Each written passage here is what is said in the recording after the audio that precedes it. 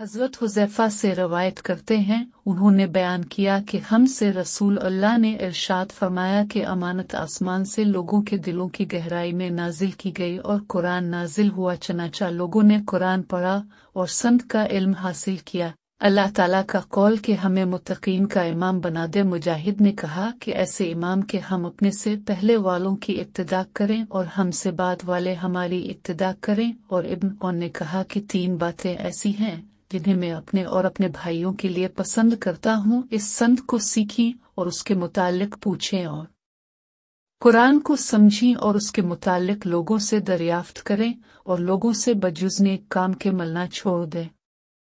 हज़रत अब्दुल्ला से रवायत करते हैं, उन्होंने बयान किया कि सबसे अच्छी बात अल्लाह ताला की किताब है और सबसे बेहतर तरीका हज़रत मोहम्मद का तरीका है और सबसे बुरे काम बिदअत के काम हैं। और जिस चीज़ का तुमसे वादा किया गया है वो होकर रहेगा और तुम अल्लाह ताला को आजिज़ करने वाले नहीं हो।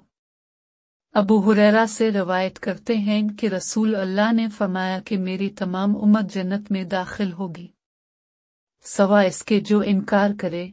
लोगों ने अर्ज किया, रसूल अल्लाह, और कौन इनकार करेगा? आपने फरमाया कि जिसने मेरी नाफरमानी की तो इसने इनकार किया। जाबिर बिन अब्दुल्ला से रवायत करते हैं, वो बयान करते थे, फरिश्ते नबी के पास आए, इस वक्त अब सोए हुए थे। बाज ने कहा वो सोए हुए हैं और बाज ने कहा कि आँख सोती है और कल्ब बेदार है। उन्होंने एक दूसरे से कहा उनकी एक मिसाल है, वो मिसाल तो बयान करो। बाज ने कहा वो सोए हुए हैं, बाज ने कहा कि आँख सोती है और दिल बेदार है।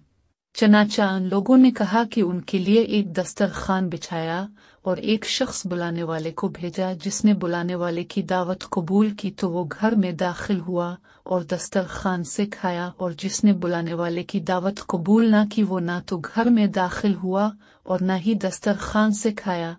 इन लोगों ने कहा कि वो तो सोए हुए हैं, और बाज ने कहा कि आँख सोती है और कल्ब बेदार होता है।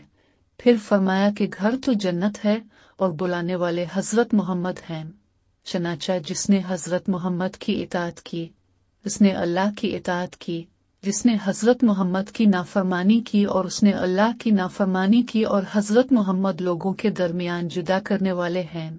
कतबा ने लैस बवासिता खालिद सईद बिन इब्बी हिलाल जाबिर उसकी मताबत में रवायत करते हैं कि हमारे पास नबी तशरीफ लाए। हज़रत हुज़ैफ़ा से रवायत करते हैं, उन्होंने कहा कि ए कुरा की जमात, तुम सीधी राह इख्तियार करो, इसलिए कि तुम बहुत पीछे रह गए हो।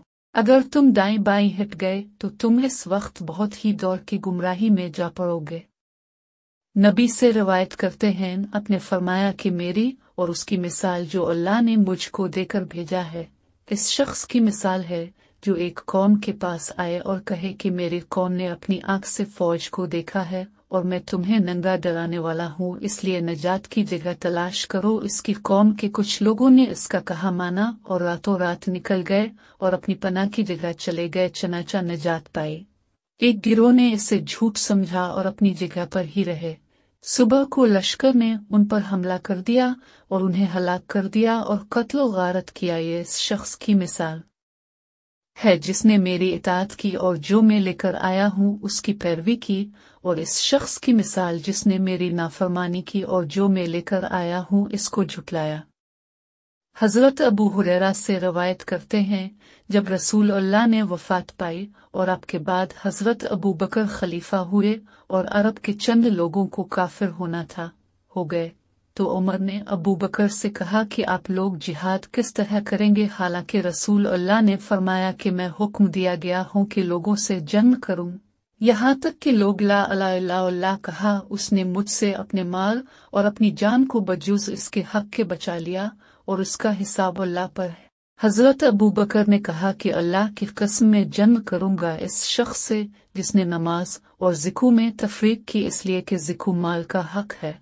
अल्लाह की कसम अगर उन लोगों ने एक रस्सी भी रोकी जो वो रसूल अल्लाह के ज़माने में दिया करते थे तो मैं उसके न देने वालों से जंग करूंगा। हज़रत उमर का बयान है कि मैंने यही ख्याल किया कि अल्लाह ताला ने हज़रत अबू बकर का सीना जंग के लिए खोल दिया। मैंने जान लिया कि यही हक है।